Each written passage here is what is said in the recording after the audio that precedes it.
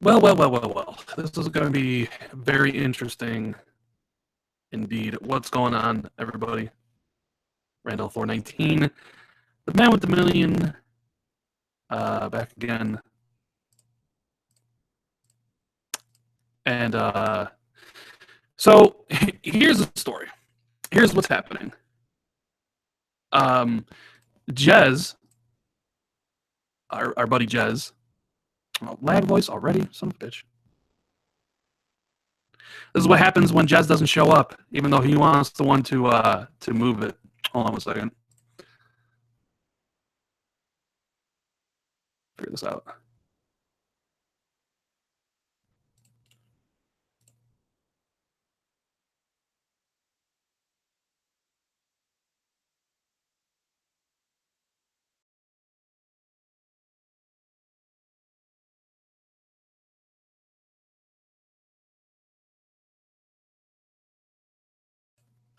All right. Let me know if that's better. Because, yeah. All right. Is that any better? Let's see if I can hear myself. Okay, that should be better. All right, good. Yeah, so, originally when we did this podcast at like 4 p.m. Central Time, 5 p.m. Eastern, and we moved it to 3, well, that's because Jez wanted to move it to 3 o'clock because I think his girlfriend had something to do later on at night, and he couldn't do it at 4 o'clock, but he wanted to do it at 3. So everything's set up. I was talking to Jez earlier, and sure enough, I set everything up and we're ready to go. And he's like, I'm at a restaurant. I'm like, you're at a what? You're at a what? You're at a restaurant? I'm like, we have a podcast to do. And he's like, but I thought it was at 4 o'clock. I thought it was at like 11. And I'm like, no, dude, you changed it to 3, remember? And he's like, well, I'm eating at a restaurant right now. I'm like, son of a bitch. Like, what am I going to do? I'm like, okay, well, I could go solo, except I haven't really prepared solo. Like, I know I can do a solo show. It's just usually I got to be prepared to do one. I usually have notes and things like that. So I'm like, okay. And he's like, oh, well, just delay it. Just just delay it for an hour. I'm like, Jez, there are like 40 people waiting already. What do you want me to just tell them to wait an hour? So, okay, Jez will be here in an hour, 40 minutes now, right? And he will talk about all the games that he got to play. So until then, I am just going to,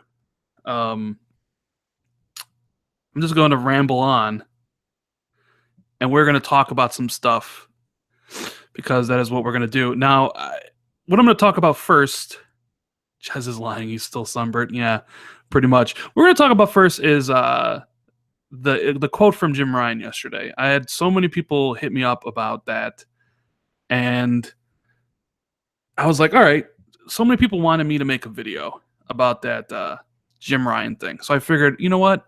Instead of making a video, and since Jez isn't here right now, I might as well talk about it right now. So Jim Ryan has been talking, well, he's been putting his foot in his mouth lately on the Sony side, right?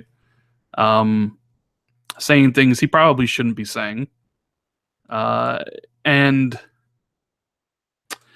one of the things he said was he was talking about the indie games because Sony's indie game stuff. Stop lying. Male sensitivity. Stop lying to people, Rand. What am I lying about? What am I lying about? I would love to you to tell me exactly what I am lying about. All right, hold on 1 second. I'll get my buddy DOA in here then. He can talk about E3. So we get Jez in here, and he could talk about E3. All right, well, 1 second. But what exactly I would love to know. Because I saw you say I was giving people false hope. But I don't exactly know what that meant. I am telling the truth. I'm getting ready to lie. You know me so well that I'm really getting ready to lie. Okay, dude. What a joke. I'm getting ready to lie. That's funny. lie about what Jim Ryan says. Look, so the whole Jim Ryan thing, he talks about indies and he says they're not as relevant as they used to. The only reason they don't talk about indies anymore, and this is my honest to God take on that, is they talked about indies when they had the upper hand strategy on it, when indies weren't on Microsoft, when they didn't have the ID at Xbox program. So it was a way for them to get over on Xbox, to talk about, hey, we have all these games and Xbox doesn't. And now that Xbox has ID at Xbox and they have a bunch of indie games on there, Sony doesn't feel the need to talk about indie games anymore. I mean, that's kind of the basic gist of it, at least the way I saw it. I don't know. It's pretty cut and dry the way he said it. Like, they were important. They're not important because we can't leverage them as important sellers anymore. And here is DOA. What's going on, man? What up? I don't know if anybody can hear me. Well, I can hear you, so I'm assuming everybody else can hear you. So we for any of you guys that don't know DOA is like one of my best friends on Xbox. I've known him for, what is it now, 9 years? 2009, so I think it's like 8 years. 2009. DOA was my buddy Magic and my buddy Gopher. They all went to E3 this year. They played some games. They got to go to FanFest. And I wanted to do a podcast with Magic and DOA talking about that, but we didn't get the opportunity. But you know what? While we're waiting for Jez, since we got about a half an hour, I figured DOA can talk about some of the things he saw because DOA got to play Crackdown 3. Yep. No, it was great. Yeah, we all went. Me, Gopher, and Magic had a hotel room. I'll let you insinuate what you want from that. And, but I actually didn't get to play that many games, right? I only played like 5 games. So. Well, okay, but people want to know about Crackdown 3, though. Well, there wasn't really much of the demo. The demo was just like, just run around and go crazy. There wasn't like, do this mission or anything like that. It was just go have fun. So it was just jumping around the world, shooting enemies, blowing up cars, throwing things. You know what I mean? You could collect some orbs and try to level up.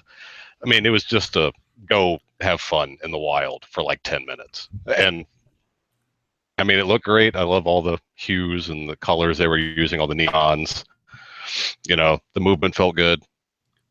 On the X, they had like little PCs set up. It was basically running on PC, which I'm sure was still on the X settings. But so you were playing it on a super spruced up PC or something? Well, yeah, I mean, I was still playing on a controller, but like you could see like each unit had like a PC like on the ground. You know what I mean? That it was running on. It wasn't like on the X or anything. I guess they hadn't made that jump yet, but so, I mean, it played great. You agreed with me that the trailer they showed during the conference wasn't very good. It was a pretty crappy trailer. What, the one with Terry Crews? Yeah. Well, I don't know if Terry Crews part is cool, but it could have been better, you know. But the most important thing is how the game played. And you, Magic, and Gopher all said the game played really well. It was a lot of fun, though. I mean, for what we got to do, it's not like we got any sense of the story, you know, or you know what I mean? It was just run around the world and blow shit up for 10 minutes, have fun. And for that, it was fine. I mean, obviously, I hope the game has a lot to it. I wasn't even clear. This one has 4-player co-op or no? Yeah, it's got the single player, and then it has the 4-player co-op mode. And then it has the multiplayer, which is like a 10v10, that's where all the that's the destruction mode where you actually blow up the buildings and everything. Fuzzy Belvedere wants to know, DOA, how would you compare it to Saints Row 3 or 4? God, I mean, Saints Row 4 pretty much was a Crackdown ripoff with all the gliding and jumping over buildings. I mean, they'd pretty much just moved into Crackdown territory. So, I mean, that was basically a ripoff of Crackdown. So, I mean, I guess it kind of compares. It doesn't have, like, the humor, obviously, the dirty potty mouth humor of Saints Row, so there's that. All right, what else is in terms of playability? What about the graphics? Jason wants to know about the graphics. Oh, I mean, it looked great. The colors, everything. I mean, it's still got that kind of cel-shaded look, so it's not like ultra realistic, obviously. But I mean, it looked great. Colors were great. Which, I mean, that's what the HDR is for. It's for colors and blacks and all that. I mean, it looked great. It's not like I was playing it on a 100-inch. You know, it was like a little 24-inch screen or whatever. So, but I mean, it looked great from what I saw. And I know you were there for one reason and one reason only. You know what? Before we talk about Destiny 2, just set up why Destiny is so important, dude. Tell the people how many hours of Destiny 1 you've played. How many hours? I haven't looked lately, but it's got to be around 6,000 hours in almost 3 years. This is the guy, every time I talk about, I have a friend who basically plays Destiny 24/7. This is the guy I'm talking about. He's got about 6,000 hours in Destiny. He's run Mike Ibarra through Destiny. He's run Phil Spencer through Destiny.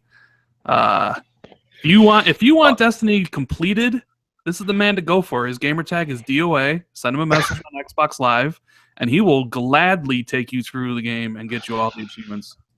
I'm not liking you right now. I just want you to know that. I mean, it's true. It's true. I've got it. In case you haven't noticed, I really haven't been playing it that much like the last month. Because there's nothing to do in the game. Come on. I've put about 200 hours into Friday the 13th in the last 2 weeks, especially since I was gone for 4 days. So when you factor that in, it's only been about 2 weeks. And but yeah, I mean, obviously on the main show floor, first thing I did, straight to Destiny, and everybody ditched me in a heartbeat. Did we ever really tell you that, Ryan? We got there, like the doors open at 12, and we got there at 9:30 in the morning. So we were in line for 2.5 hours, and we were not exactly first in line. I mean, we were still had a ways to go. Get in there, went straight to Destiny. Like everybody went straight to Destiny. Vendetta, Magic, Inferno. Like we all went straight there, and they were already capped off the line, and there was like a separate reserve line. And like I get in line, and everybody's like, "Fuck this!" After everybody was so committed, and everybody leaves me. So I was there by myself. It took 3 hours and 15 minutes to go through the entire line by myself. They all ditched me in a heartbeat, man. I was like, "You motherfuckers!" But for a 10-minute demo of just the multiplayer, the new mode that's basically like bomb disposal. And it's like done in rounds where you defend the bomb, or try to set the bomb. I'm blanking on the name of the mode right now, but it's basically just bomb. But I mean, it was fun. I played on a Titan. So I got to experience the new version of Titan Smash, where this time you can like smash multiple times, and it's got like the shoulder charge as part of the special. So that was pretty cool. I got to try out the new guns. Like I was using the new submachine gun and the new grenade launcher, things like that.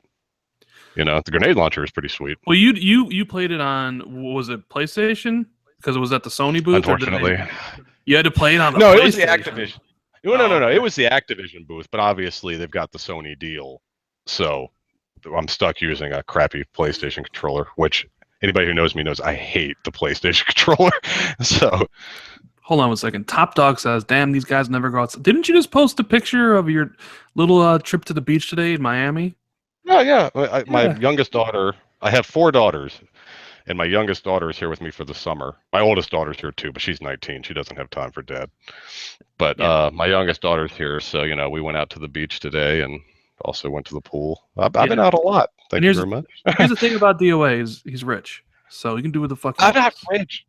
Yeah. Well, anyways, not even before we get back to Destiny 2, I saw James Shields in the chat. And I'm like, and you posted a picture on Twitter of your controller that you got there, which a beautiful. James, I have a bone to pick with you. How come you didn't fucking DM me and be like, "Hey, Rand, I'll get you a controller. Just PayPal me the money." I would have bought one of those controllers, dude. Come on. God. James failed me. This must be punishment for me not going to E3 this year. Come on. I mean, that's what you get. Jeez. I did make a nice controller. James helped me. I actually hung out with James a lot. We hung out at the FanFest thing on Monday night. Mm-hmm. And, very cool dude. I mean, I've known him online. We've played Destiny and stuff like that. I've known him for a while online. First time meeting in person, of course. Like, very, very cool dude. Everybody should go follow him on Twitter. He's definitely.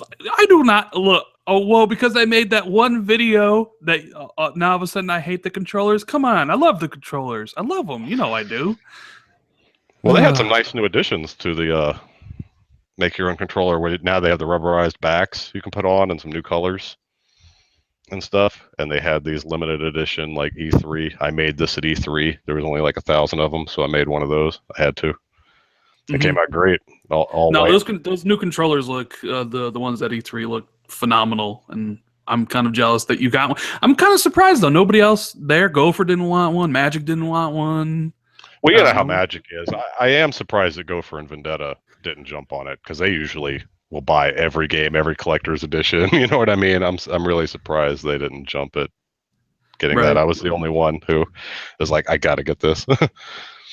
So back to Destiny 2. You had to play it on PlayStation, but it was also there on PC in Yes. 4K 60, which you didn't play, right? Well, there was 3 completely separate demos. Like, there was the Activision booth, which also had World War II, which I wasn't standing in line for that. And the Activision booth was PvP only. That's where you played that new. I'm blanking on the name. It's really bugging me that I'm blanking on the name right now. It's like Countdown or some shit.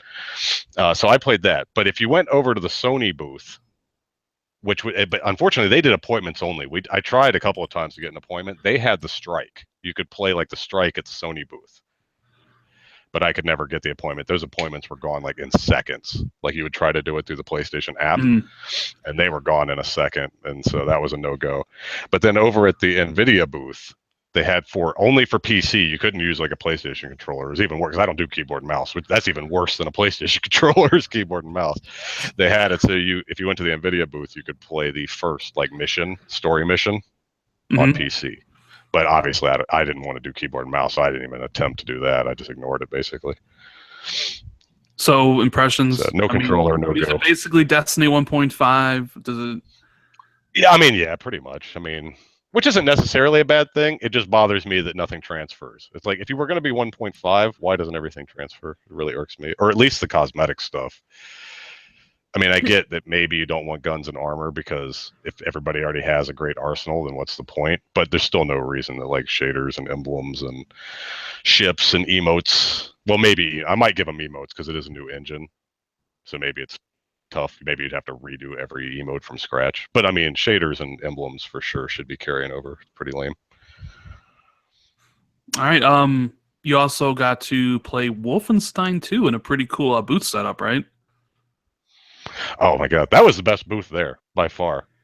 Some people also like the Yakuza booth. I'll talk about that one real quick. I didn't play the game, but I saw basically had it set up like an alleyway with like graffiti, like an alleyway you wouldn't want to go down. And that's how they had the Yakuza like 6 booth set up.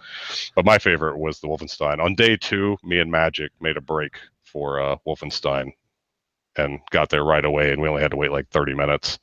But they had it like a 50s or 60s diner like built inside, and I mean complete with the bar and the tables, cash registers, phones. I mean, and they had like booze, and instead of getting a meal, there was like TV screens there, and you'd play. And I mean, they had everything. They had salt shakers on the table and paper towels, the whole nine. And and when you got done playing it, they would make you a strawberry milkshake with whipped cream. And that was like your treat, as you'd get a milkshake on the way out after playing the single player demo. The demo was interesting. I mean, it was pretty much same old Wolfenstein in terms of like graphics. I mean, it's been a while since I played. I'm sure there was a little bit better, but it just seemed like Wolfenstein. But the demo, I guess you're in the first mission and you're in a wheelchair the whole time. So you're like fighting with all your machine guns and stuff, and you basically like lay it on your lap and use your arms to roll yourself forward and then pick up the gun off your lap and start gunning people down in your wheelchair. It's pretty good. That I didn't know about that. So the first mission is you're like paralyzed and you're in a wheelchair just killing Nazis? Yeah, I guess it's because you got fucked up at the end of the last game. So you're like literally in a wheelchair and you're fighting Nazis like in this, I don't even know what kind of room. It was some kind of mechanical type of room. There was all these like cogs spinning and everything. And you're basically rolling around in a wheelchair and like just gunning people down, gunning Nazis down from your wheelchair. There's a couple of like scripted moments where you kind of fall out and you're crawling and you got to crawl back to your wheelchair, get back in. It was pretty good. Had fun. Magic liked it a lot too. You know him; he loves Wolfenstein. Well, Wolfenstein is an awesome game. So, I mean, the sequel, I can't wait to play that game when it comes out, October 22nd. So, you got to play Crackdown 3. We talked about Destiny 2, Wolfenstein, and I think you said you played 2 other games. What were they? Well, just for shits and giggles, we were just killing time. There's a couple hours left. We played Lawbreakers. I mean, lots of people played Lawbreakers because it's had several betas, but me and Magic hadn't played it, so we went over to Lawbreakers and played that. And I mean, it was pretty good. I kind of felt about that game the way I did. Remember when I played the the beta for Overwatch. I was like, yeah, it's cool, but I just feel like I'd get bored of it in like 3 or 4 days. And that's pretty much how I felt about Lawbreakers. The demo was fun, but I don't think I'd buy it just because, a few days later, I'd be like, Well, I it's don't know. not on Xbox, so you're not going to buy it because you only buy things that are on Xbox. Well, I don't even have a PlayStation. But I mean, it is probably going to come to Xbox later. As far as everybody knows, it seems like it's a timed exclusive, not a permanent exclusive. Yeah, I mean, it'll eventually come, but like nobody will care about it. That's one of the things about these timed exclusive stuff is like when they actually do come to the system, nobody really cares about them. It's kind of the whole thing, which is lame. But okay, so Lawbreakers, and then what was the last one? What was the last game you played? Me and Magic went through the Far Cry 5 line. Oh, that's right, the Far Cry 5 game.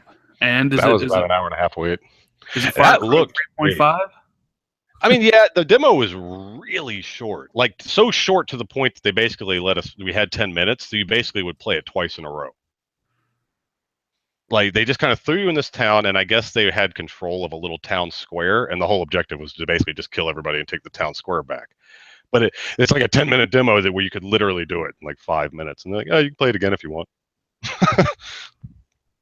No, it's like, all right, well, thanks. Let me play it again. Yeah, that's pretty cool. You could climb up to the top of the water tower, and there's a sniper up there. Pop some guys. You could, there was like some lines connected to the water tower that you could slide down, climb up on the roofs. It was just a gun everybody down, kind of crazy. I mean, it was fun. The guns felt great. It looked great. I love the Montana kind of modern Western setting. Looks fantastic.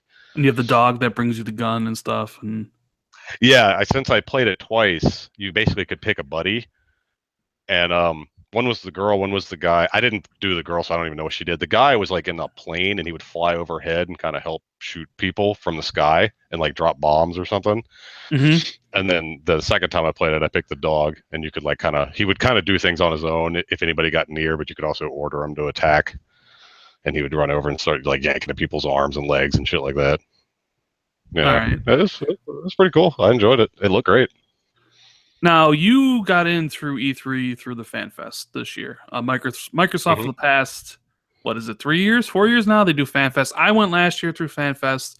Everybody knows I had a million gamer score at E3. It's the only way to do it. If you didn't hit your million gamer score at E3, it doesn't count. That's what I've always said, right?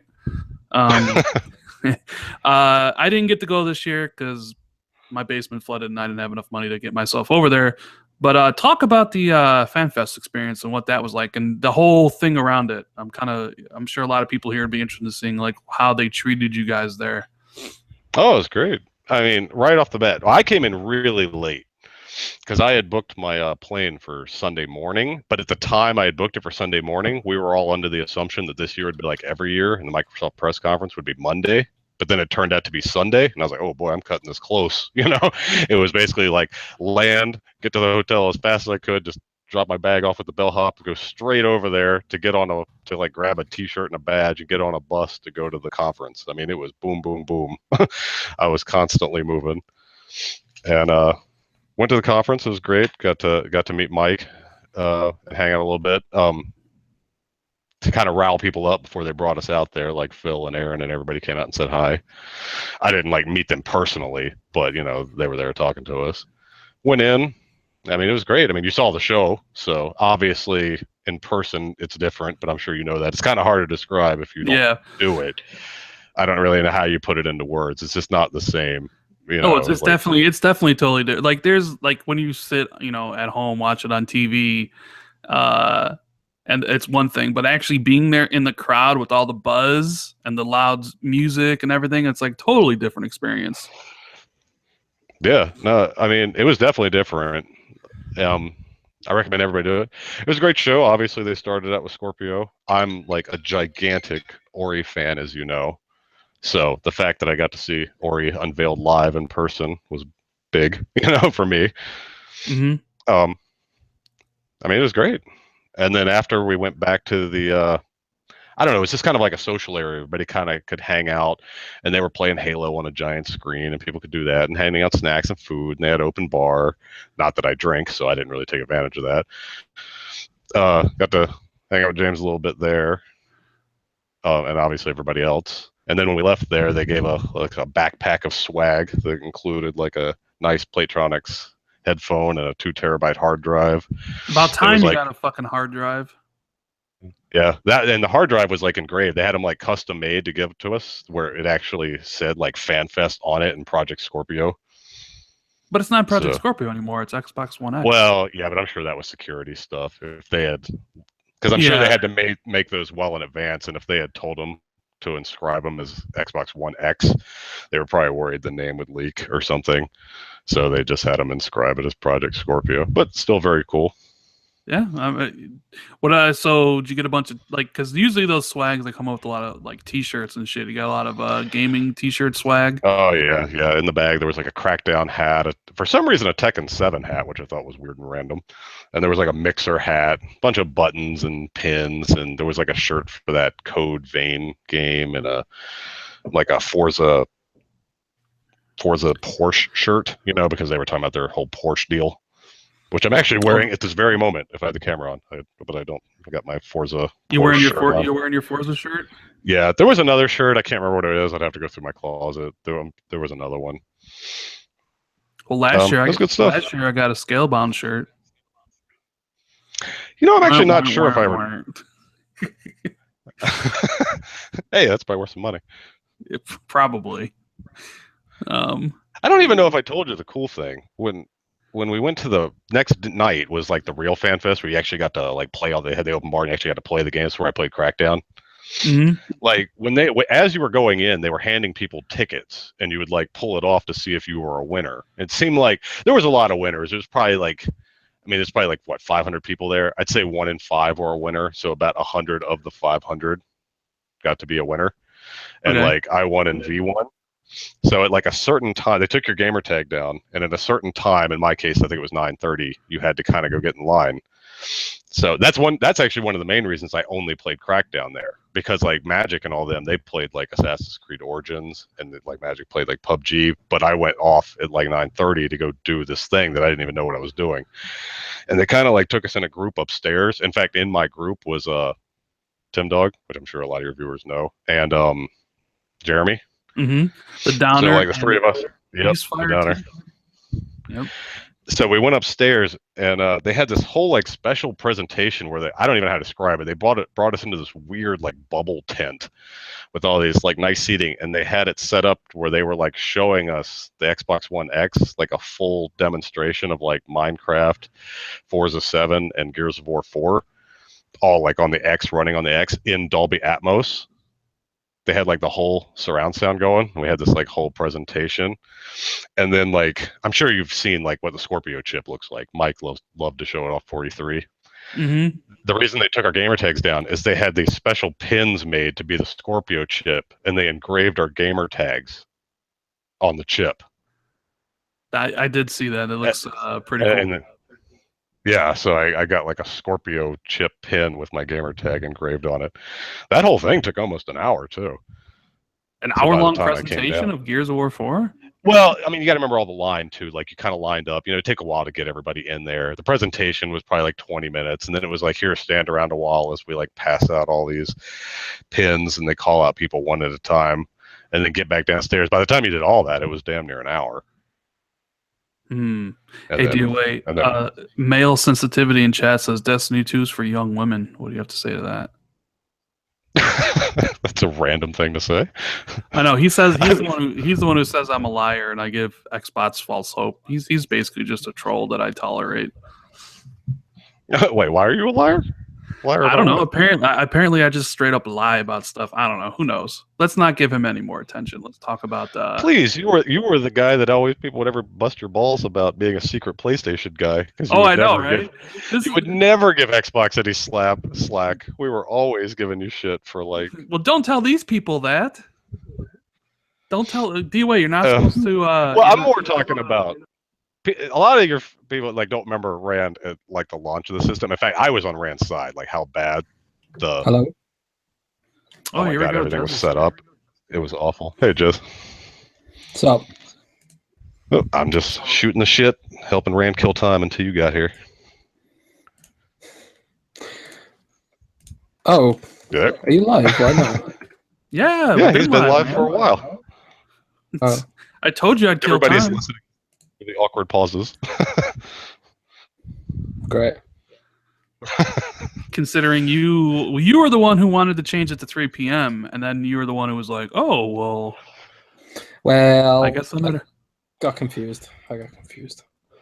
Are you in the UK or are you in Germany?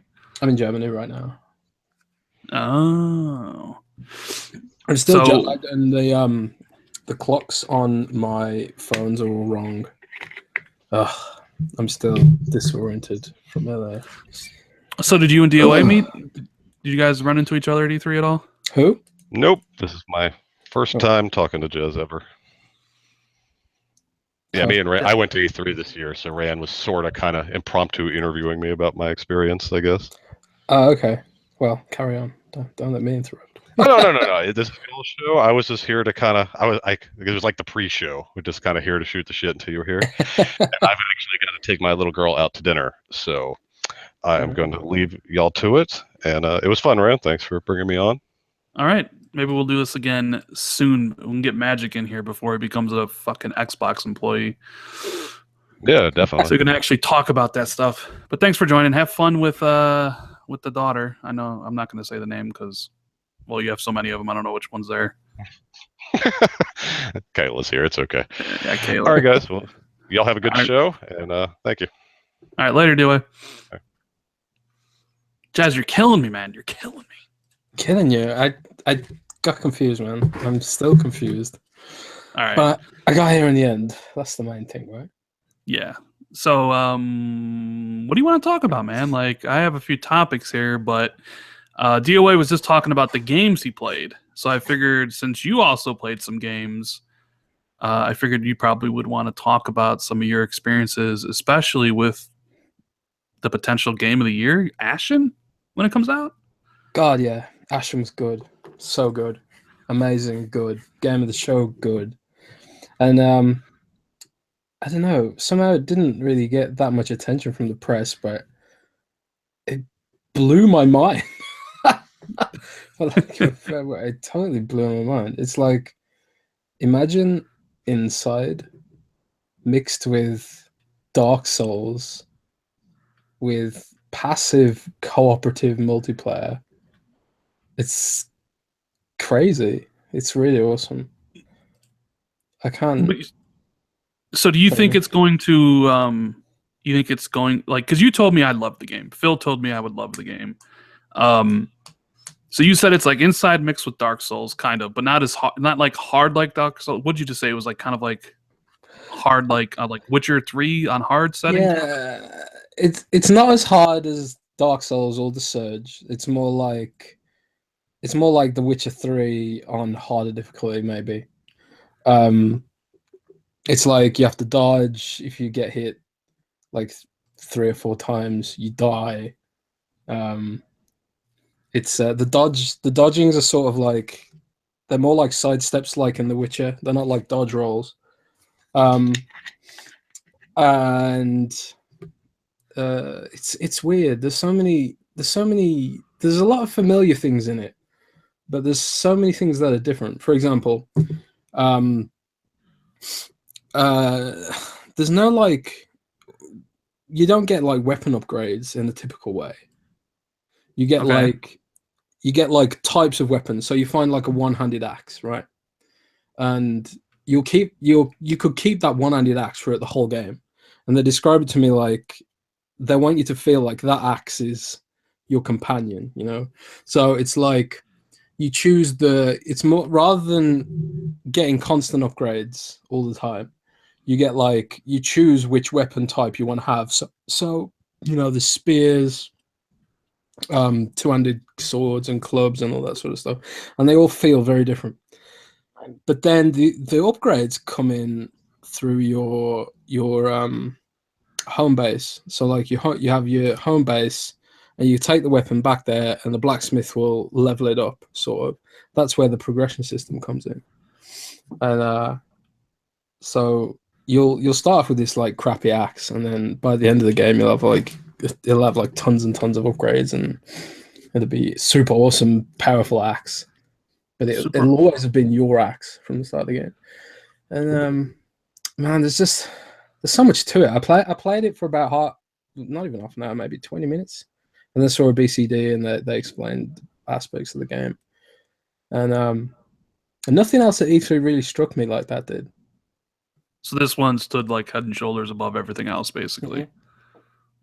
So okay, so how was your E3 experience this year? I mean, I know it couldn't have been that good because I wasn't there this year.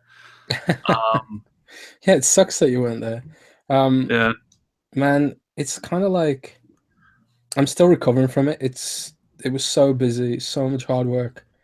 I'm still recovering from it. Like I landed on Saturday after traveling for about 20 hours straight because I had to fly, and then I had to get trains to the middle of nowhere in Germany. So I'm still not fully recovered yet. You got sunburn. Oh god, I was outside for like 15 minutes and my arms just went bright red and were itching and peeling, and they're still itching. I'm never going outside ever again. Never gonna go outside again. So I figure, since you haven't given your thoughts, at least not on the podcast, what did you think of Microsoft's press conference? What did you think of it overall? Standouts, the lowlights. You thought it was good? I thought it was good. I'm a huge Metro fan, so when they announced Metro, I just threw my hands up in the air and said they've won. I don't care about anything else. That was such a surprise. Where were your insider sources on that one, Jazz? Where were they? Where were yours? I told you Monster Hunter was coming to Xbox, right? I told you Anthem was going to be there and end the show like a month before it happened. You also told me Splinter Cell was going to be there. Hey, well, okay, so Splinter Cell's still happening. It's just going to be next year, okay? Well, Metro is interesting because the dev team was based in Kiev in Ukraine. We all know what's going on in Ukraine right now. So the entire dev team had to move to Malta. So Metro Exodus is kind of like the triumph over adversity in an extreme way. So it was amazing to see the culmination of all the hardship and stuff like that, and to see them come out the other end and show off something that looks so good, so good. I was really excited for that. But now I've written about how I feel about the press conference overall. I thought I really loved the diversity of games. I really loved I thought they sold the price point by showing the visuals of Assassin's Creed, Metro, and Anthem. My God, Anthem looks too good to be true. I still don't believe Anthem is real. Well, yeah. Well, Digital Foundry ran their art because that kind of blow up last week where Digital Foundry ran their stuff, and Assassin's Creed is checkerboarded, and so is Anthem. But they said Digital Foundry said they're pretty sure that Anthem seemed like it was running on Xbox One X hardware, not like a PC. So yeah, well, I still don't believe them. It's fake news, man. The game looks great though, right? It looks too good to be true. It honestly does. I was watching the Anthem, and I was getting vibes like The Division. Do you remember the first Division trailers? How good it looked. You remember the first of any of Ubisoft trailers, like Watch Dogs? Yeah. It always happens with that. The Division was supposed to be a Destiny killer, and the only thing it killed was itself. Well, Division still sold extremely well. It's just nobody really plays it anymore. Yeah. I mean, it sold really well, and then the player base dropped off by 90% in the first month or something. It's not what you want from a service-driven game. But I can't help but feel like with Anthem, I know Anthem's BioWare, and it's not Ubisoft, but still, I keep getting burned by amazing trailers. So I'm just not going to believe it's real until we see it in more detail, maybe. But point being, they sold the visuals of Scorpio, and they explained well. They explained why it costs what it does: 4K media, wide color gamut, HDR, true 4K, and all that stuff. They showed off a really good diversity of games from all sorts of devs. Japanese, across Asia and Europe and America. They showed games for all age ranges, like Lucky's Tale and Code Vein and, all sorts of genres. I really liked the diversity of the lineup. But at the same time, I was disappointed by, like most people, the lack of AAA first party. You said I was entitled when I told you that, though. You are entitled, but now I've said it. It's less. Oh, entitled. So even though I did a video, like, look, I really enjoyed Microsoft's press conference. I thought it was like right up there with you. I thought Ubisoft's did pretty well, but I thought Microsoft's was the best. People in chat, you can say I'm biased or whatever. Whatever. I mean, Sony's was fine. It probably would have been better if Sony showed like something newer. They kind of just did last year's press conference. But hey, I'm gonna play all those games too.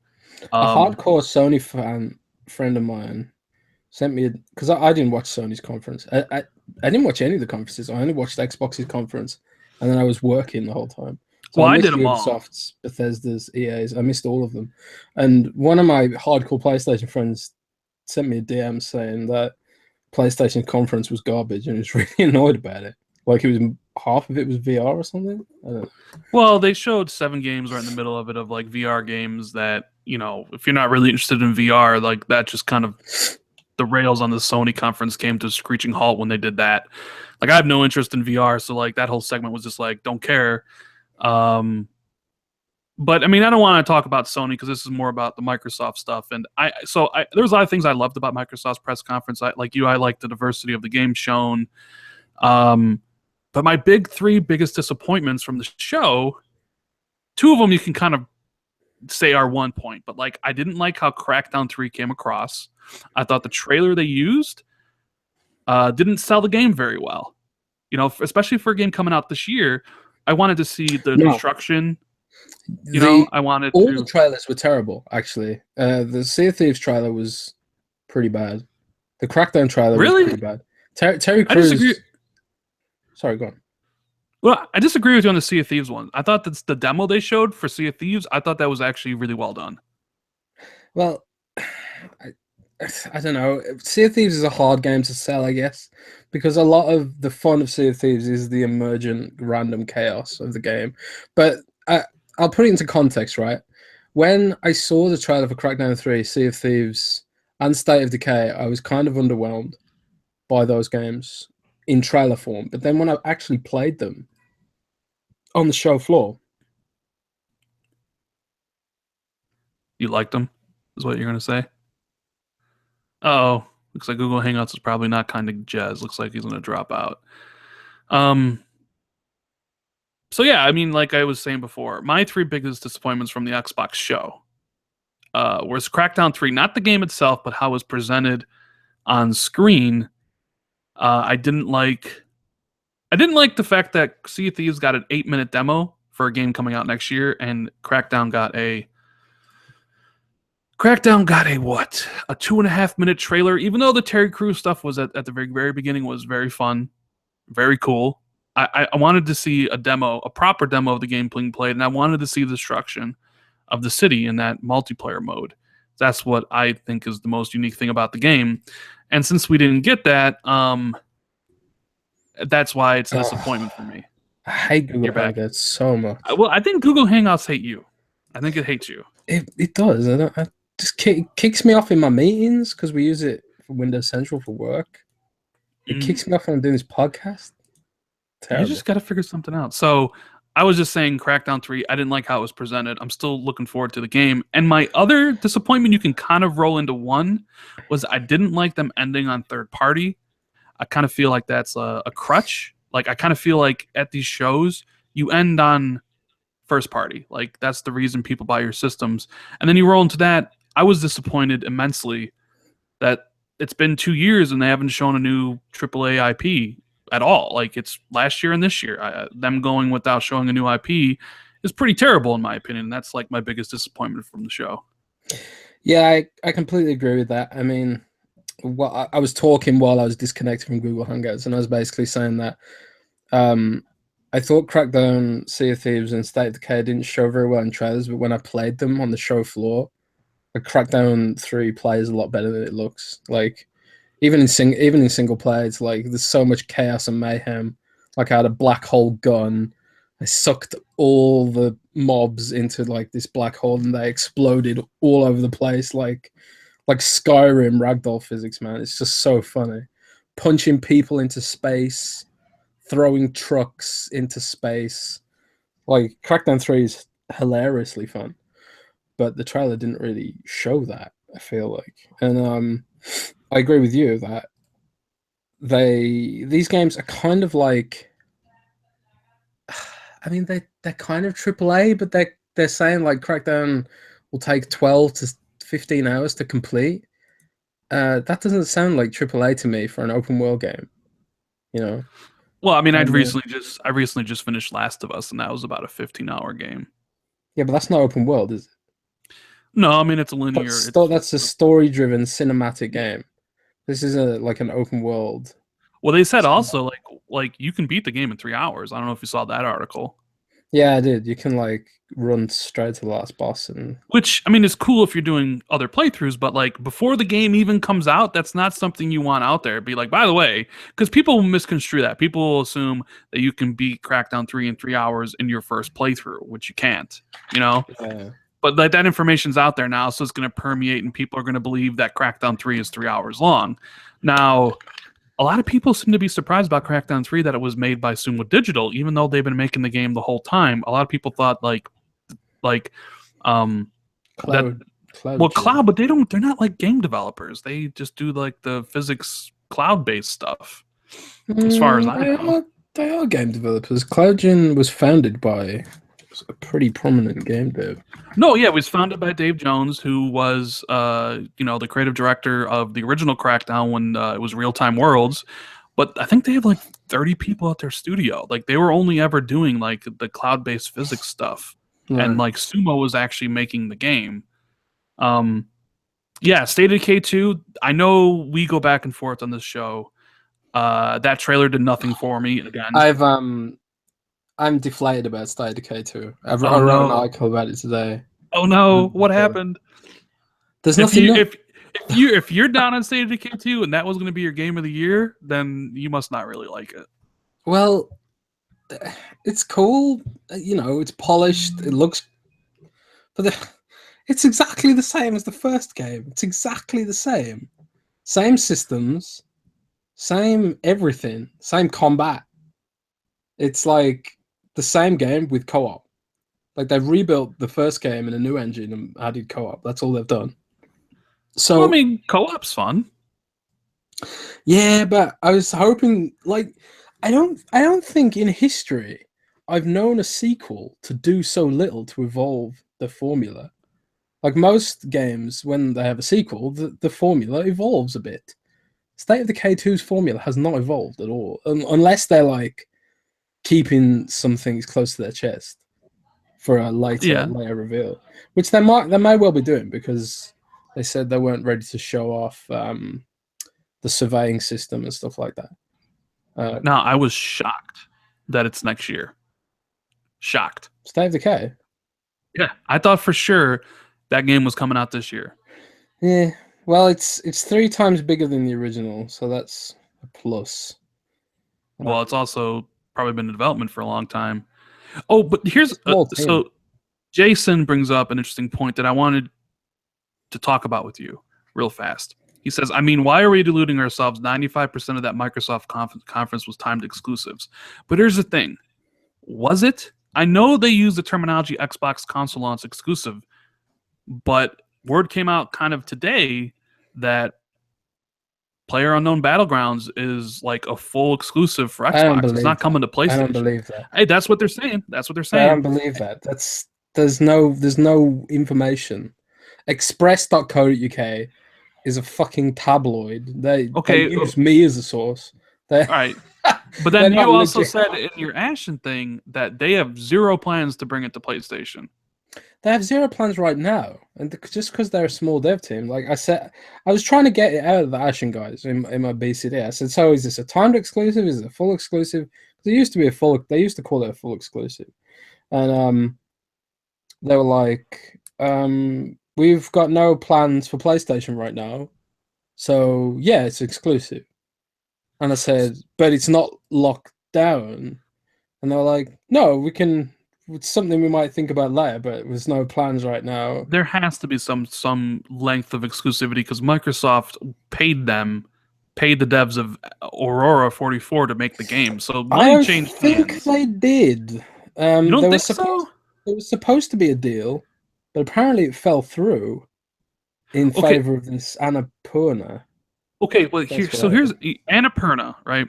There's a game I played recently on the PlayStation called What Remains of Edith Finch. It was a game Sony funded for a long time, and then Annapurna came in and took the game from them, similar to like kind of what they just did with Ashen, where because Ashen was, when it debuted 2 years ago, it was a console exclusive, remember?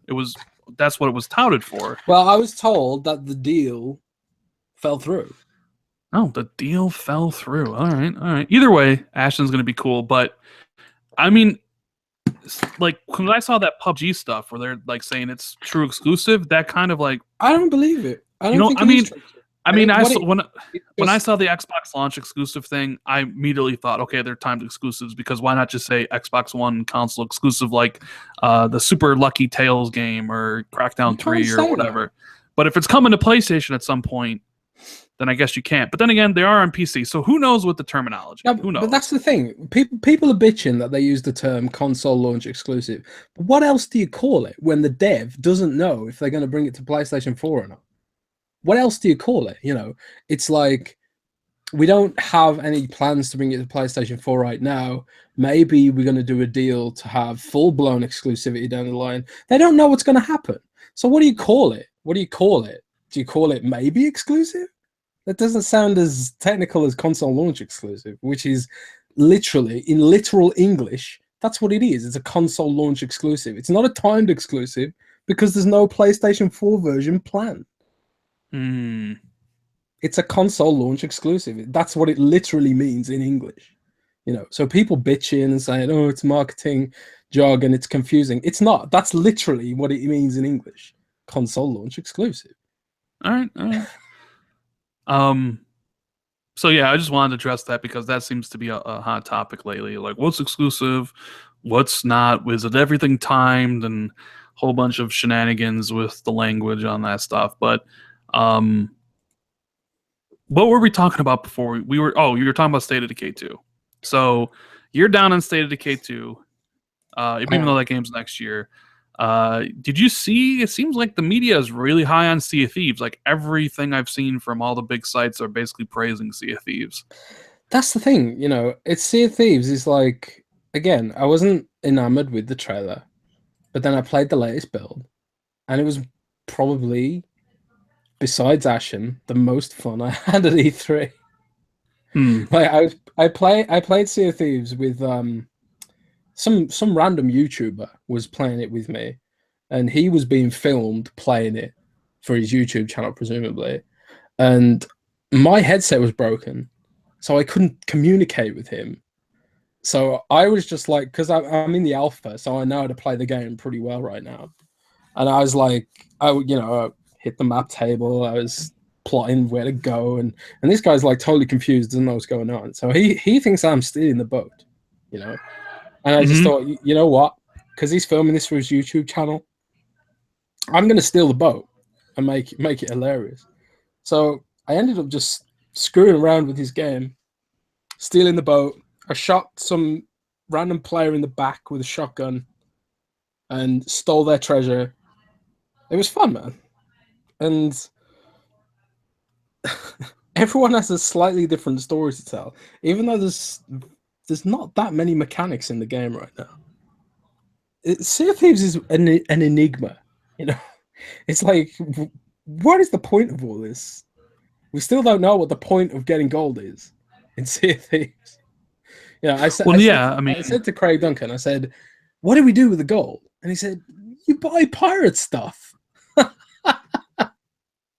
So I just want to know more about the game. It drives me crazy. I might be going to Rare Studios, by the way. Ooh, now I had an interesting thought, Jez. Let me run this by you. Did it We hurt? saw that there's new avatars coming, right? They redesigned the whole avatar system. They kind of look like Disney characters, right? Yeah. What is the likelihood they somehow use those avatars for Sea of Thieves? I don't think so. There are different styles, Sea of Thieves. Sea of Thieves is quite angular and stuff. Yeah, but I mean, because I was thinking, it's like, okay, if you're going to redesign the avatar system, they need to be placed more prominently on the dashboard, because the dashboard currently, the avatar stuff is like 10 menus deep. Nobody uses it. So I think they're going to redesign the dashboard. I know they're going to redesign the dashboard. I don't know for sure, but I have a feeling they are, and they're gonna change the look. It's gonna be different. Avatars system. Right, Avatar is going to come back, and there's going to be prominent again. I was thinking, like, well, the thing is, like, you could with the Avatar, and look, I'm not really a fan of the Avatars. This is kind of me spitballing an idea. Was like there was a lot of games that you don't like the Avatars? No, because they're dumb. What? But they're dumb. They're really cute, and you can put little jackets on them and have except those little jackets cost real money. You think, look, I don't buy microtransactions in video games. What makes you think I'm going to buy microtransactions for a fake virtual doll on my dashboard? I've spent quite a lot on my Avatar. Well, yeah, my friend DOA was just in here, spent like freaking $500 on that shit. I haven't spent that much. I spent about 100. My thing is, like, okay, so there are games that use the avatars, right? We know that Sea of Thieves is a cartoony looking game. So when I saw the new avatars, I'm like, would it be possible they just put those avatars in as your player character in Sea of Thieves? Like, then more people could get it. I don't know, like, because you're looking for attachment and things like that. It was just a thought that like came like to my head when I was thinking about it. But you're probably right. Maybe they won't. I think the style's too different. Sea of Thieves has a very different style, and also if you can bring your avatars into Sea of Thieves, it would undermine the economy of the game, because like presumably the gold that you get in Sea of Thieves will be what you use to buy cosmetic stuff for your character, your pirate character, pirate stuff. So I don't think we'll see that avatars in Sea of Thieves, but we'll probably see them in other games. Like, imagine if they were in Minecraft. I think that could make more sense. Or, I don't know, 1 versus 100. No. Now, that would be great. Please bring that back. And, that kind of brings us to another topic. Unless you have anything more you wanted to talk about from E3. I mean, Ori 2 was the best game Microsoft showed. Best game at E3 overall, of course. Ori 2? Fuck yeah, dude! You serious? Ori 2 better than Anthem, better than God of War. Wasn't better. Like, if you put a gun to my head and you said, Rand, you can play only one of these games shown at E3, and you can never play any of those other games, I would pick Ori and the Will-O-Wisps over any other game that was shown at any other press conference this year. And I'm dead serious about that. What would be that one game? If you could only play one game from any of the conferences shown at this year's E3, what game would it be? Ashen. I mean, I'm hesitant to say that because I don't know how big the world is. And one of the other games I played at E3 that was amazingly compelling, something that I was surprised about because I haven't enjoyed this franchise for years, and that's Assassin's Creed Origins. Assassin's Creed Origins was amazing. Absolutely amazing. Was it amazing? Yeah. Was it? Yeah, it was. They've turned it's an RPG now. You get loot, you get, with stat upgrades, and you got stats, and you've got talent trees, and you've got levels. Like, you actually get level ups, like in a proper RPG. And I was just like, wow, I'm playing a stealth Witcher game in 4K HDR with wide color gamut. And it was stunning. It was like sex for your eyeballs. And what? Ori isn't sex for your eyeballs? Are you serious? You see that art design? I haven't seen Ori in action. Have you played Ori 1? I played Ori 1. It's pretty good. Did you beat it? Of course I beat it. Did you beat it without dying? Did you beat it in under 3 hours? Did you beat it without using an ability point? Did you? Of course I fucking did. Really? You're damn fucking right. I got a million gamer score, dude. I'm a gamer score and achievements I got in every single. Yeah, of course. Without dying? Yes, I beat Ori without dying, without fucking upgrading and beating it, and I beat it in under 3 hours on the same playthrough. How did you Because beat I'm it a without gaming upgrades? god, son. Don't you need upgrades to get past certain obstacles? No, you don't need upgrades. I mean, it makes it easier. I mean, you like buying the upgrades, the ones you get from the trees, obviously, is you need those. But like buying this upgrades, no. I mean, the speedrunners all do that shit. But yeah, I mean, I love Ori, man. I don't know if I could complete that without dying. That's crazy. But I have. If you think you're about to die, you just quit out. If you think you're about to die, that's cheating. No, not really. Like, I mean, because like you die so instantly and it autosaves, as long as you like, because there were times where like I'm like, oh shit, I'm about to fucking die, and I'd quit, like come back up. But either way, I did beat it without dying and in under 3 hours and without upgrading. But anyways, Ori is the game that I would play the most over anything else. And I mean, there seems to be a lot of good games at this year's E3, so I can't wait to play them all. Although, let me ask you this question.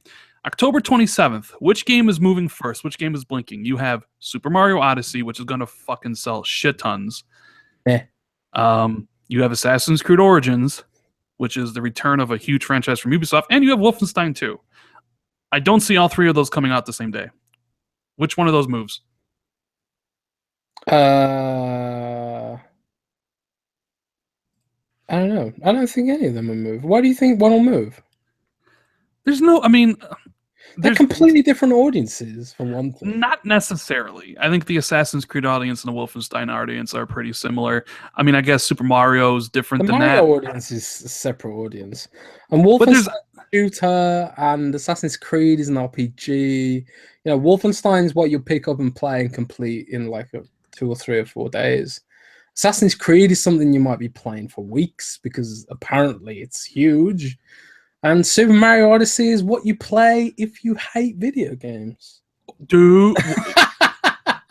Well, it's a good thing we don't have any Nintendo fans, because I made it clear that I don't care about Nintendo ever since I started this channel. So otherwise, you just offended every Nintendo fan in the chat right now. Yeah. But dude, you know Super Mario Odyssey is going to sell.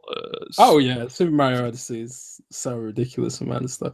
It looks pretty fun, actually. No, I saw some clips of him possessing stuff, and what are those chompy things on a chain? They were in Yoshi's Island on the Super Nintendo. You know what I mean? No, I know exactly what you mean. Hey, we're getting all day digital in the chat. Says that we're haters. Sajibot says he's a Nintendo's fan. He's a sad face. I'm sorry, Saji. Fuzzy Belvedere's laughing. I was happy to hear that Metroid's coming back. I'm all about Metroid. Super Metroid on the Super Nintendo is in my top 10 games of all time.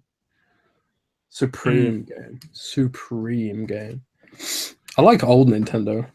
I don't like Pokemon Go Nintendo. That's lame. Yeah. So moving on from the Xbox stuff, both of our kind of big disappointment was the lack of a new IP, AAA IP for Microsoft. Now, we got in some information about that recently, though. I did a video about it because Phil did an interview with Patrick Klepek of Waypoint. And Phil said, because Patrick asked the question, like, hey, where are the new experiences? Then only the ones that the platform holders can make. And Phil said when he took the job over, he had things he wanted to do first. He wanted to do the hardware thing, and he did the S and the X. Then he wanted to invest in the platform. He did, the backwards compatibility, invest in Xbox Live and stuff. And now it's investing into the games. And he just signed some deals recently that will bear fruit in 2 to 3 years that he could have shown trailers for at E3 for a good PR move, but he didn't.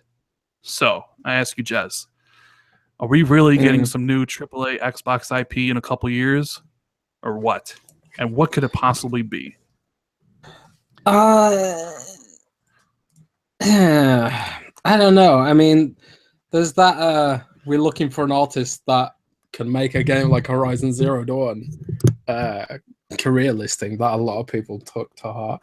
I honestly don't know what Microsoft is going to do when it comes to AAA first party. They could easily just make something derivative, like an open world game with, you know, teen or 18 ratings, post-apocalyptic, you know. Or they could try and do something a little bit different, something a little bit more interesting. What would you like to see them do? What would I like to see Microsoft do? Honestly, anything that is not Halo, Gears, or Forza, to be honest with you. Anything that is different from their particular norm. Like, and that's not saying I love Halo. I love Forza Horizon. And I'm not saying I don't want those games, because I do. But I want to see a game, just something unexpected, like something that I'm not thinking about. Like, and you're right. The recruiter tweet where he's like, "Hey, we're built." I mean, it's real. I mean, he is trying to get someone a lead environment artist for a AAA next gen game for Microsoft. But I think people get too hung up on the whole Horizon Zero Dawn thing, right? Because if you look for the job is basically saying lead environment artist. It's not lead gameplay designer. He's basically looking for someone, and he's using a recent example of a huge game. So he's like, hey, I want the game to kind of have the environments of Horizon Zero Dawn. Not saying that they're building a game with fucking robot dinosaurs in it. Just that maybe like a jungle setting versus a city setting, like Watch Dogs, right? And yeah, I kind of was trying to put two and two together. I looked at their client list and I saw their clients, and Playground Games was on it. And then I looked at Playground Games, and what do you know? Playground Games is hiring a lead environment artist. And I know Playground Games is making a open world AAA IP. So I was like, okay, well, maybe all these things are true, and maybe they're working with Microsoft in this game, even though I was told they weren't, even though I was told a long time ago that it was going to be a multi-platform game. Maybe things change. Who knows? But honestly, what I want to see from Microsoft is just something different. Something, I don't even know what it is until I see it, to be honest with you. I just, you know, even if it's like a different take on Halo, like a Halo RPG or something, something that just kind of is different from the norm, honestly. That's kind of what I'm looking for. I'm not saying I want them to do Uncharted or Last of Us or Horizon Zero Dawn or anything, but I want them to do something that's new, something that's unique enough. Well, unique enough, I mean, because everybody always copies off of each other, and mainly what I want is them to make something good. You know? Like, Recore? Kicker, you know. Well, that is the thing. Like, here's the thing about Recore. Cool game. I enjoyed it when I played, but I'm not really sure I would call that game good. Or at least, you know what I'm saying? Like, could it have been good? Probably. Maybe if you gave the game like a more gestation period and maybe a bigger budget, the game probably could have been really good, but I didn't think it was anything special. So yeah, while I want them to do something different and unique, I also really want the game to be good. Like, I don't care if it's a small budget game like Ori, because Ori ended up being my favorite game this gen. So all I want for them to make is something new, something unique that is extremely fun and extremely good. That's all I really want. It's hard, you know. I mean, I'm not a game dev. I'm not very creative, so I can't even begin to imagine what kind of game I want. But that's kind of Microsoft's job, is to make things people don't know they want yet, you know. And that's kind of the job of a video game designer. They could just take any sort of open world game, copy it, you know, slap some post-apocalyptic stuff on it and call it a day. But I don't think Phil's about that, you know. I think he'd want something a little bit different. You know, like you know, Quantum Break was different, but it didn't work that well. Most people think. So there needs something different that actually does work. See, I don't think Quantum Break was different. I think Quantum Break was exactly what you would make if you were making a game in 2011. You would copy the Uncharted-like experience, because that's kind of what that game was to a certain extent. 20-minute cutscenes, live action. Yeah, but I mean, like, Remedy does those type of things, man. And plus, they were going. You ever read the interview where they were talking about that? Where they pitched Alan Wake 2 to Microsoft, and Microsoft had no intention of doing Alan Wake 2, but then they liked a lot because they pitched Alan Wake 2 with these TV segments, right? And Microsoft had no intention of ever doing an Alan Wake 2, but they liked the TV segment, and that's how Quantum Break was born. Because this is before 2013, so Microsoft was on their TV kick, right? And that's how Quantum Break got made. So Quantum Break is, it's a child of that kind of initial Xbox One focus on TV and entertainment and things like that. Unfortunately, it didn't pan out for anybody. I mean, I still enjoyed the game. You can't take that away from me, Jazz. I still enjoyed Quantum Break for, I loved Quantum Break, actually. but a lot of people didn't. No, I mean, I know. I mean, even in the chat, Stick Figure says it was okay. A couple other people say, it was all right, or it was good, or it wasn't. I mean, at the end of the day, nobody bought that game. So, and that's the problem. Is nobody bought it? People need to buy these games. Nobody bought Quantum Break. Fastest selling new IP in Xbox history? Yeah, fastest selling new IP in Xbox history, yet we didn't get a sequel for it. Like, I don't care what anybody says. I've been told that it overperformed expectations. Then what were your expectations? 15 copies? Because if you're telling me all that stuff, there's no reason we shouldn't be getting Quantum Break 2 right now. Like, look, and I always say it like this. Quantum Break was an expensive game. I know, but if Quantum Break sold like Horizon Zero Dawn sold, if Quantum Break sold 2.7 million in 2 weeks and 3.9 million in like a couple months or whatever, you would have heard about Quantum Break 2 already. They'd be making that game because that would have been enough to do a sequel. But unfortunately, the only game to get a sequel is Ori, because Ori actually sold and all the other games kind of didn't. And it's more to do with as well what Phil likes and what Phil thinks is good business. Quantum Break, even if Quantum Break did sell decently, it still wasn't never going to be a high margin game because it had no multiplayer mode, no microtransactions, no longevity. It's one of those games that you complete and then trade in a lot of the time. So, the margins on that game were never going to be good, even if it sold way more copies. And didn't they just announce Horizon Zero Dawn DLC already? So Horizon Zero Dawn is gonna, it's gonna make even more money. Well, yeah, that's kind of what you need. DLC, and Sony's gonna package that game in with every single PS4 for the holidays, like they did Uncharted 4 last year. And that's kind of a smart move because that's a new IP, and people are gonna get it with their PlayStation 4s for $200 this holiday. And they're going to be like, this is really good. That's a smart move by Sony. I don't know, man. I don't know what kind of game. Honestly, an RPG, man. That's what they need for the lineup. You've got like your third-person action game in Gears, and Gears 5 needs to do something innovative because Gears 4 was just Gears 3 again, And I love Gears 3 and I love Gears 4, but the next game needs to do something risky. Halo, the next Halo also needs to do something more than just, linear shooter. I think Halo needs to do something different as well. But I think they need a pure RPG for the lineup. They need a good Fable, A good Fable, yeah. With all the talk about the Halo stuff, because they've come out even again and recently saying it's going to be a while before you hear about this game. Are you still confident it's coming out next year? Halo? I don't think Halo 6. I don't think we'll get Halo 6 next year, no? You don't think so? It's got to be a lot for next year. It has to be. I don't think so. Then something wrong went in. If the Halo 6 is not next year, then something went wrong in production of that game. I don't think anything went wrong. I think they're just being bold with it, maybe. Well, wouldn't that also push Gears of War 5 till 2019 then? Maybe. Doesn't that kind of that kind of screws up everything, doesn't it? Like because Gears. What else they're working on right now?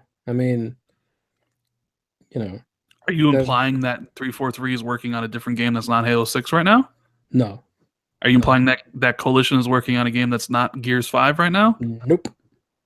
So I mean, if it's just like because it's like Gears came out in what 2016. I mean, they knocked that game out pretty fast. You'd figure a 2-year unless they're going 3-year dev cycle, and what Halo 5 is a 4-year dev cycle. No, yeah, no. There are other games, man. You know, there are second party deals that might happen.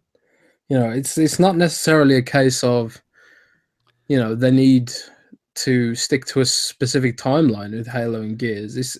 That's not the way Microsoft thinks. You know, it's not like they do with Call of Duty, where there has to be a Call of Duty every year. That's not the way Microsoft work. You know, I know, but I mean, the Halo games are like clockwork. At least the main titles every 3 years. You know, Halo 5 is 2015. Like you would assume. I was just like, all right, you can lock down Halo 6 for 2018 then. Which then would make, you know, Gears 5 2019. But I mean, I just can't see a scenario that Halo 5 is fucking 2019. That's just to me that says like something went wrong in development of that game if that's the case. I don't know, man. I don't think so. I think times have changed, you know. And despite Halo 5's campaign being pretty awful, frankly, the multiplayer I thought it was really carried it. And you're right. it's the most successful Halo multiplayer ever in terms of business. So they're going to have to rethink it, because since Halo 5 is such a thriving business platform, how do you migrate that active user base to a new game? You know, and you got the Forge community as well and all that sort of stuff. It's not the same as it used to be. Halo 6 needs to be something more special. Than okay. I mean, fair enough. I could probably totally wrong, and I'll probably just release another one with basic stuff, just give it a new coat of paint. I don't know, but don't forget that Phil has a different way of doing things, and we're sort of riding the transition now to Phil's Xbox, and things might not happen as we expect them to. We're sort of in uncharted territory a little bit. Well, let's transition to that. You just mentioned his new Xbox, the Xbox One X, $500. The power of the system. First off, what do you think of the name? I don't like the name very much, but I do like the story behind the name. Like I said when that name initially leaked, that it sounded like, I don't know, like a WWE stable or something. It sounds like a sports drink almost, where you just put a random X on the end to make it sound sexy. I mean, I get like the no power greater than X thing. Okay, I mean, like from that perspective, but yeah, I like the backstory more than the name. Mike Nichols told me that the engineering team were talking about it, and it just kind of stuck internally, you know. So I don't mind it. I find myself kind of slipping and saying S when I should be saying X. That's my one problem with it, is the S and X. This only is because the Xbox One Slim is called the Xbox One S. Is that S and X are way too close phonetically.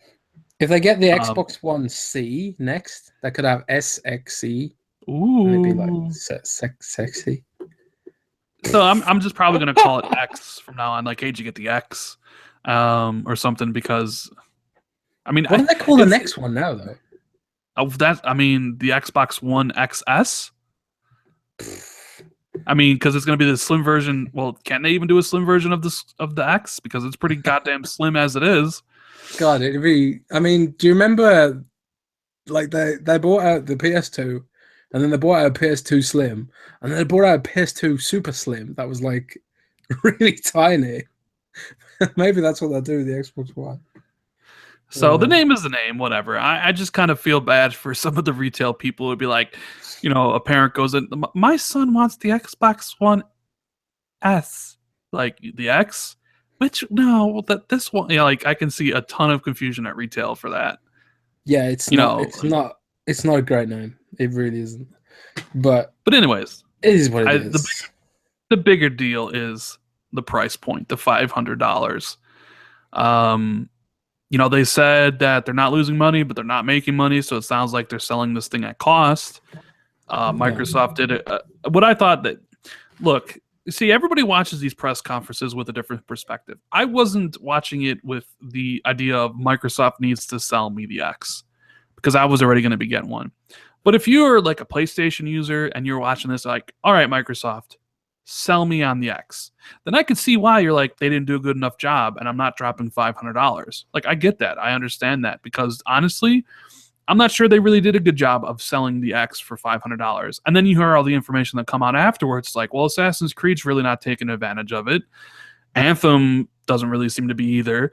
But then you also hear other games like, well, Shadow of War is native 4K, and then the Arc dev is like talking about how super. So it's this like weird thing. You got Destiny 2 not taking advantage of it at all.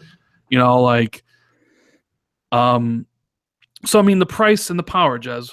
What do you think? I think the price is honestly fine. The hardware in that thing totally justifies it. You got 4K Blu-ray, you've got, HDMI pass-through, IR blaster, and it's the ultimate entertainment. It's the ultimate box to sit next to your TV. It's the ultimate box. No box is better. But yeah, we've got this question mark hanging over third-party support. A game's going to have parity with the PS4 Pro. Some of them will have parity, either because the devs are lazy, like Bungie, or because of dev constraints. Who knows? But there's going to be games that do look better on the Xbox One X. First-party games are going to look mind-blowing. And then you've got some of the, smaller devs like Ark Survival Evolved pledging to, push the hardware. And you've got marketing deals like Shadow of War, and they're going to be using it and making the game look better on X than on PS4 Pro. People just need to. We need to stop thinking about things in terms of the console war now, because ultimately it doesn't matter anymore. If the console war is over, Sony have won that war, and Microsoft aren't interested in trying to, catch up to them. I don't think. Now, this is all about servicing the existing user base and saying to Xbox One S owners who do have a 4K TV, you will now be able to play games on that 4K TV and get the most out of that 4K TV. If you want to. And if you don't want to, you can still play on your current system. Exactly, because you're not going to miss out unless, we've got the whole VR thing coming at some point, but you're not going to miss out on any games with the Xbox One X because there's no exclusives. I think people, this whole mid-gen thing is kind of weird. It's a first-time concept, right? Before it was pretty much system comes out, couple years after the system comes out, a new system comes out, you want to play the new games on that system, you upgrade or you don't play those games. Now it's like system comes out, a better version of that system comes out a few years later, and they all play the same games, but now at a higher resolution or whatever, and you don't have to upgrade if you don't want to. So a lot of people are, like you said, probably still stuck in the mindset of, well, I don't need to buy the Xbox One X, or I don't need to buy the PS4 Pro because it plays everything the same. And it's like, well, I'm sure Sony doesn't care. Like, Sony cares about you being on PlayStation Network, subscribing to PSN Plus, buying digital games from them. Microsoft cares about you owning an Xbox One, like no matter which one you own, paying for Xbox Live, buying games from them. Right? I mean, isn't that kind of the whole thing? It's more about the ecosystem now than it is about the individual pieces of hardware. Yeah, it is. And it is, Phil knows that it's important for them to sell systems, and they're going to drive volume using the Xbox One S. You're going to see the Xbox One S price cut to $200 this year, probably. And it's going to get even cheaper. I can see $150 Xbox One S next year, maybe. It's going to be ridiculously cheap. And that's going to drive, hopefully, for Microsoft, that'll drive the volume for them, hopefully. Whereas the Xbox One S is what they'll showcase to the core crowd who want the elite pro graphics. And there's going to be a lot of people out there, with mid-range PCs who are looking at the Xbox One X and thinking, shall I get a new PC? Shall I get a Kaby Lake processor, quad-core, GTX 1080 Ti, or shall I just get an Xbox One X and make do with 4K, medium settings PC graphics for $500? Because, for a lot of people, it's as you get older, PC gaming is just a hassle. Like it's really funny. Like PC gamer tried to build a PC that matches the Xbox One X on specs, and it couldn't be done for $500. It just can't be done. It just cannot be done. And anyone who says that it can be done is a liar. And because of that fact alone, the Xbox One X is a weird proposition because it sort of eats into that territory that PC gaming is traditionally held, where the visuals will always look best on PC. That's not necessarily true anymore. Because to beat the Xbox on One the X, high-end PCs, it will. Oh, on a high-end PC, sure, but most PCs aren't on the high end. If you look at the Steam stats, most PCs are 1080p. Vast majority do 1080p gaming. Yeah, but that's millions, though. That's still millions. Oh yeah, it's tens of millions, maybe hundreds of millions. But which is, I mean, yeah, I don't have the stats offhand, but I'm pretty sure like we're talking million. Yeah. Okay, the person who has a $1,500 PC or whatever, yeah, like those, you'll run those games the best for sure. But the Xbox One, because Phil said the Xbox One X is for the customer who knows about a teraflop, who has a 4K TV and wants 4K content and 4K games. That's who that customer is. Yeah, and they know that's not gonna drive the volume to catch up to the PS4. And that, to be fair to Microsoft, they always said that. They always said that it wouldn't be driving volume. But the fanboys really wanted it to be driving volume, and people were saying $399, aggressive price point, let's catch up to PS4, and people want the Xbox One ecosystem to be healthy because the ecosystem needs to be healthy in order to get those games in place. And we wouldn't be talking about parity and stuff and worrying that the PS4 Pro is going to hold back the Xbox One X if the Xbox had the bigger market share, because they'd have more clout with devs. They'd have the Destiny marketing deal, they'd have the Call of Duty marketing deal and all that sort of stuff. But things are different now, and like we say, we talk about how the ecosystem is the most important thing now, and Microsoft are monetizing their ecosystem really well, and depending on where you read, they are potentially monetizing their ecosystem better than Sony.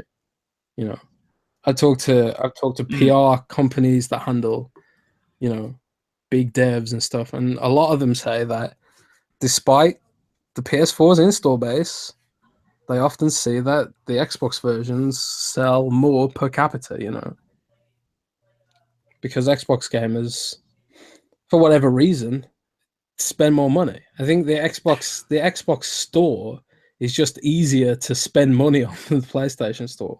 Microsoft front load the dashboard with ads as well, and there's usually ads also, for Xbox games on the Windows Store as well. Well, yeah, but usually also the more consoles you end up selling, like the more casual people you pick up who don't necessarily buy a game, like that's what happens when you get to 60 million, 80 million, 100 million. Like those people, like the ones who make up a lot of that base, are only going to buy a game a year. I mean, there's nothing wrong with that, because every console manufacturer wants that. They want to sell 100 million systems because you want to go to devs and be like, hey, we have 100 million potential users.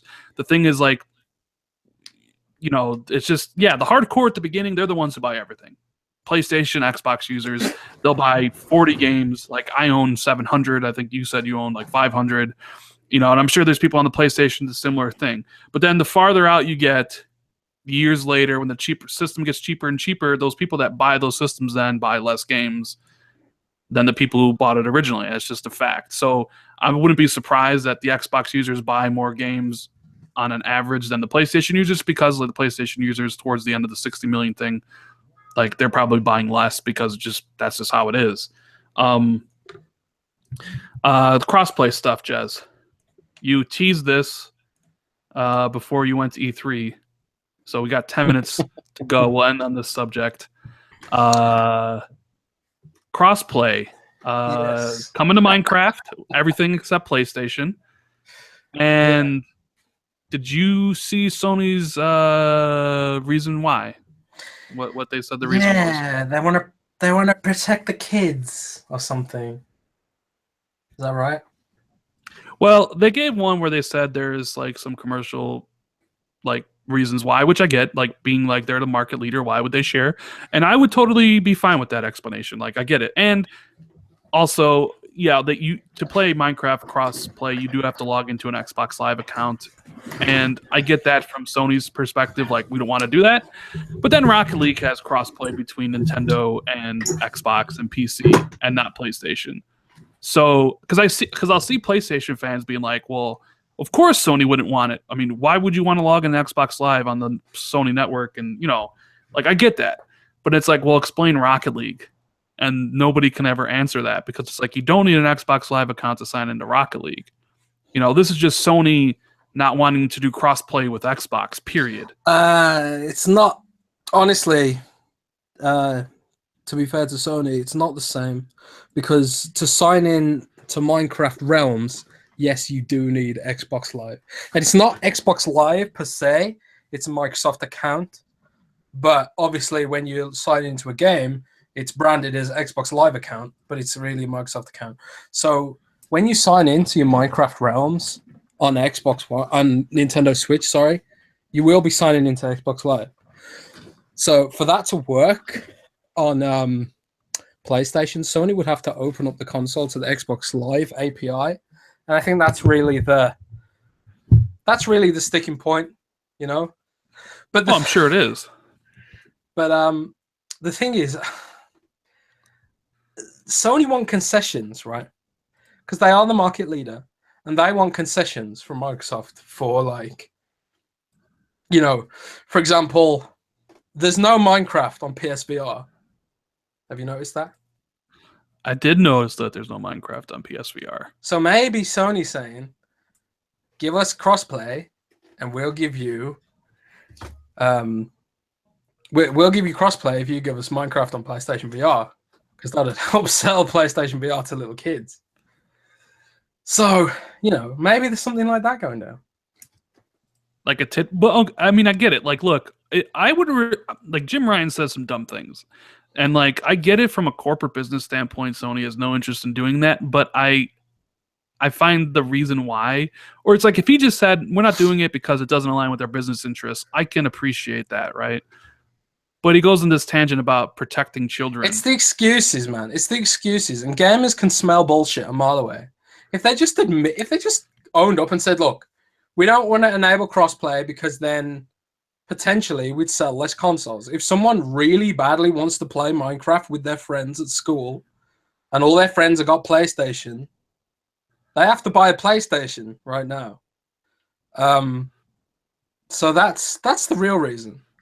Yeah. They lose that, and I would respect argument. that. And not only that, if they do it for Minecraft, they'll have to do it for everything. Because they'll open the floodgates, So, to be fair to Sony, I wouldn't do it either. It's not a good business decision for them. But, it's a shame because it's what gamers want. And it's a shame because it screws over consumers and stuff like that. But it's not a smart business decision for Sony. It might be the topic of the week now, but no one's going to remember this in a couple of weeks, You say that, but I was told there's more Microsoft Nintendo crossplay games coming. Really? Like what? That's what I was told. I have no idea. I asked what the titles were and it wouldn't tell me. So I don't know. I mean, but then I struggling to think of 6 games that are actually on the Switch and Xbox. So I mean, sometimes through the sources that I have, like there's one source that is always 100% right. So anything he tells me, I always believe. And then there's a few other ones that are like 50-50. This is one of like the 50-50 ones. So well, Gunscape, I believe the game's called Gunscape. I think that has crossplay between Xbox One and Nintendo Switch. So yeah, I don't know. So there might be more games coming, but like, and I get Sony's reluctance to allow Xbox Live into Minecraft. Like, I get it, makes sense. But like Rocket League, though, like Rocket League, they have crossplay between Nintendo, PC, and Xbox. You don't need an Xbox Live account, but Sony's still blocking it there. And the dev said that it's as easy as flicking a switch, and crossplay would be enabled between all four.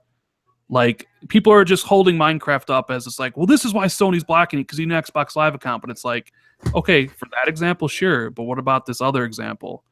And if it happens again in other games down the road, because there's a rumor that Call of Duty game, Call of Duty World War II, is coming out for the Switch. What if Call of Duty World War II for the Switch and Call of Duty for Xbox have crossplay? Oh my But god, not that would be like hilarious. but not Sony. Like, that would be kind of funny. But either way, that's going to be the end of the That'd be show hilarious. because Jed's got to go. He's got to I go. do. It's late. We're going to take no questions this week because obviously this was just sprung on me now, but we will take more questions next week. So think of some questions. Yeah, I'm sorry this week's been weird. I'm still Next week, my brain is mush. regular time. Yes. So you don't get so next week we'll be on regular time. Jez's Twitter is in the description as always, as well as all my social media stuff. Should anybody be looking out for any new articles this week, Jez, on Windows Central? Nope. Nah. Just check out my State of Decay, Sea of Thieves, and especially my Ashen previews. I'm also writing a preview of that the Darwin Project, that Hunger Games like game. I played that at E3 as well. That's very fun. It's kind of like the Culling, but even though they've only been developing it since September, it already feels more polished than the Culling. So there's that. I'm also reviewing Avon Colony right now. You heard of that, Rand? I also have Avon Colony. It's pretty good. I haven't played it yet, though. I am currently playing Uncharted 2. I finished Uncharted 1. Yeah. I'm on my way through Uncharted 2. The Rand's Indie Spotlight will return. I have a bunch of games I need to do stuff for, like a Ton of Light and Perception and things like that. And but yeah, I'm actually I'm enjoying Uncharted 2 quite a bit. It's a lot better than Uncharted 1. Uncharted 1, I can't imagine that's aged well. No, it did not age well. But anyways, guys, shout out to everybody who was with us for the show, for this kind of like hacked together show because of all the problems. I want to thank DOA for coming on and sharing his experience. Check out, I did a video yesterday. There's like 80 indie games on sale Friday at Xbox. Check it out. I go through every single one of them and tell you the 27 games you can get for $80 to get 27,000 gamer score for only $80. So if you want also, some good indie games are in there as well. So make sure you hit the like button if you haven't already. Share out the tweet, the link with all your friends so more people can discover the awesomeness that is Rand and Jez, right? Mm-hmm. Subscribe to the channel as always if you haven't already. And me and Jez will return next week, June 28th, for a new show, episode number 14. Well, who knows what we're talking about? The video game industry is always changing. I'm sure we'll have an interesting discussion. And we'll see everybody then. Thanks, guys. Thanks, guys.